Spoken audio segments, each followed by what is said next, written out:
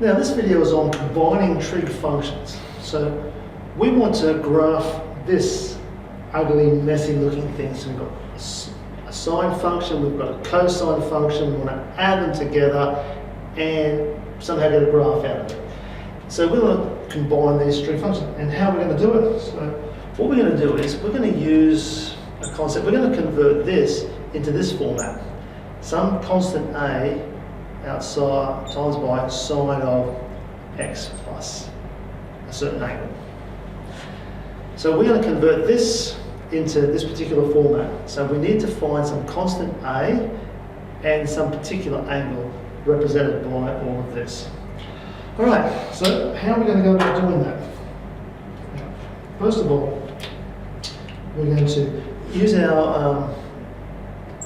use the addition theorem that we've come across so far. So this a sine x plus theta is going to be equal to a outside of, so this becomes, so that by that addition theorem, this expands into that in the bracket there. Now I'm going to distribute the a through the bracket and I'm going to rearrange it so the terms that have the angle are going to be at the front.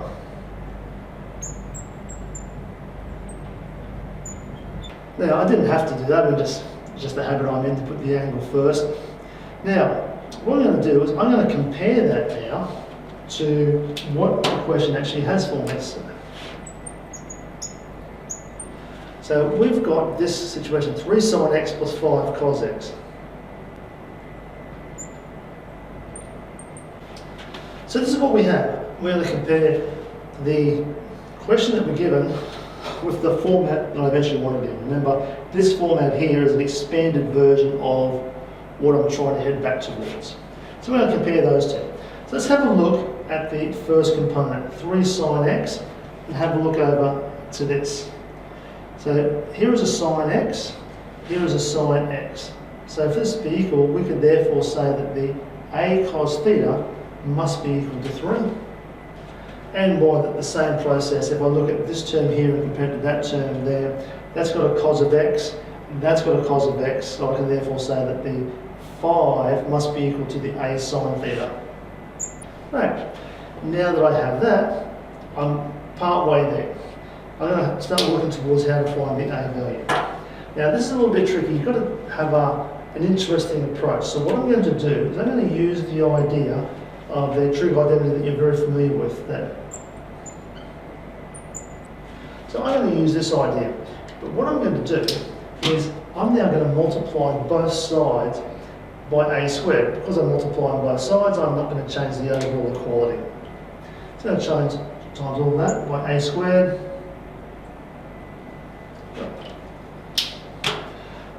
Expand and see where it leads us. So I now have on the left hand side that a squared is going to be equal to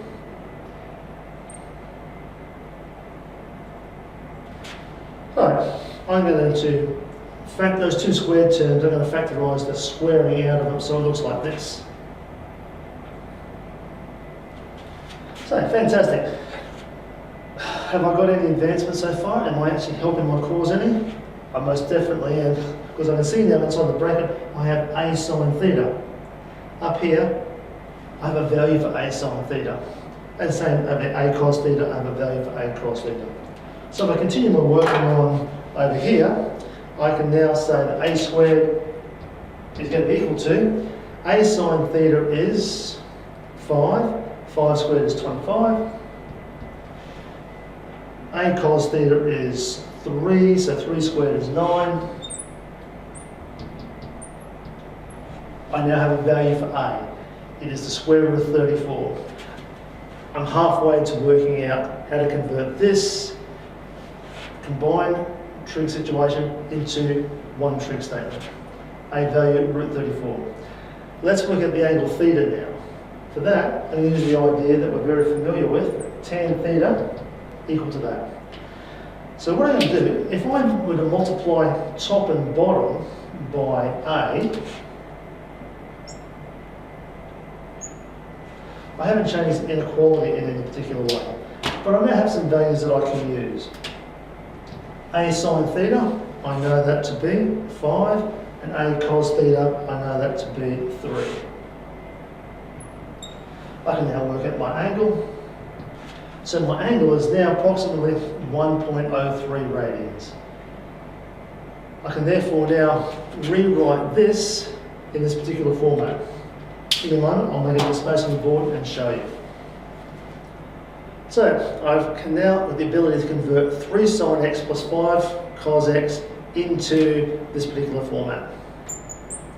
It's going to be A, which is root 34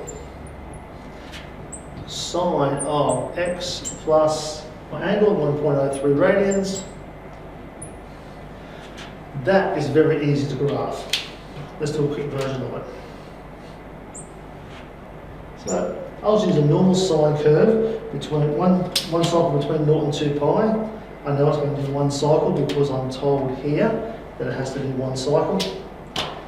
Now it's going to alternate back and forth between these two values. Now, this angle here just tells me it's going to shift to the side. Because it's a positive number, it's going to shift to the negative side. So every point's going to move 1.03 radians. So that point's going to come to about there.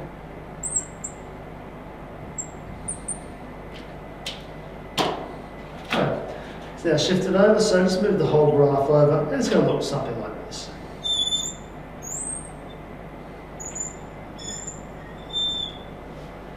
And this orange line here is the graph of our original question. So good luck with all of them. Now, just one thing before I go. What did the Daddy Buffalo say to his son when he left home to go to university? Bye, son.